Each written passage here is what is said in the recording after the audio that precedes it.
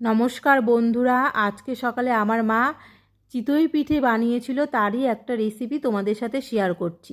মা যেহেতু বানানো অনেকক্ষণ আগে থেকে শুরু করে দিয়েছিল, আমি অনেকটা পরে গিয়েছিলাম, তো দেখি মা চিতই পিঠে বানাচ্ছে। দেখো, গ্যাসের মধ্যে চিতই পিঠে মা বানাচ্ছে। আর কাঠের উনুনের চিতই পিঠে সব থেকে বেশি ভালো হয়, যেহেতু আমাদের বাড়িতে কাঠের উনুনের ব্যবস্থা নেই, তো মা গ্যাসেই বানাচ্ছিল। দেখো কি সুন্দর সুন্দর পিঠে, নরম নরম তুলতুলে। তোমরা কে কে চিতই পিঠে ভালোবাসো অবশ্যই কমেন্ট করে জানাবে। এখানে এটা আমার মা, হচ্ছে এটা আমার ভাই। দেখো গরম গরম ধোয়া ওঠা চিতই পিঠে গুড় দিয়ে, ছোলা গুড় দিয়ে, ঝোলা গুড় দিয়ে খাচ্ছে। এটা আমার একমাত্র ভাই। আমার বোনকে তো তোমরা আগের ভিডিওতে দেখেছো, এটা আমার ভাই। দেখো মা দিচ্ছে ব্যাটারটাকে। মা আমাদের আগে মানে কি বলো তো, আগে আমাদের বাড়িতে ঢেকির ব্যবস্থা ছিল, কিন্তু এখন ঢেকি আর নেই, ঢেকি তুলে দিয়েছে। তো মা হচ্ছে, বাবা হচ্ছে তোমার চালের গুঁড়োর আতপ চালটাকে গুঁড়ো করে এনেছিল, মেশিনে গুঁড়ো করে এনে তারপরে মা সেটাকে হালকা একটু নুন আর হালকা গরম জল দিয়ে গুলিয়ে ব্যাটারটা বানিয়েছিল। দেখো কি সুন্দর সুন্দর নরম, মানে ফুলে উঠেছে। আর গ্যাসেই মা সাধারণত করে। দেখো কি সুন্দর সুন্দর নরম তুলতুলে ধোয়া ওঠা। কে কে খাবে চলে এসো। যারা যারা চিতই পিঠে ভালোবাসে তারা অবশ্যই চলে এসো।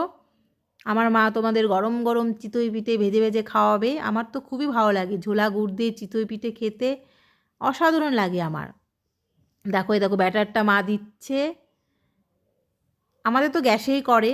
তোমরা কে কীভাবে চিতই পিঠে করো অবশ্যই কমেন্ট করে আমাকে জানাবে। এই দেখো দিয়ে দিল ব্যাটারটা।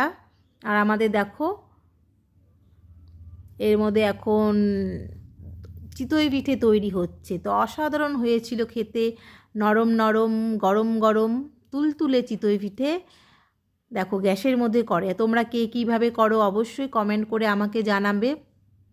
আর কে কে চিতই পিঠে খেতে ভালোবাসো, আমি তো খুব ভালোবাসি। গরম গরম চিতই পিঠে আর ঝোলা গুড় অসাধারণ লাগে, জাস্ট খেতে অসাধারণ। এই দেখো তৈরি হচ্ছে গরম গরম নরম নরম চিতই পিঠে। দেখতে পাচ্ছ বন্ধুরা?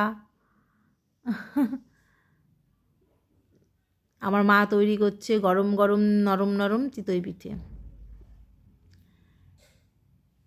এই দেখো হচ্ছে তৈরি গরম গরম চিতই পিঠে।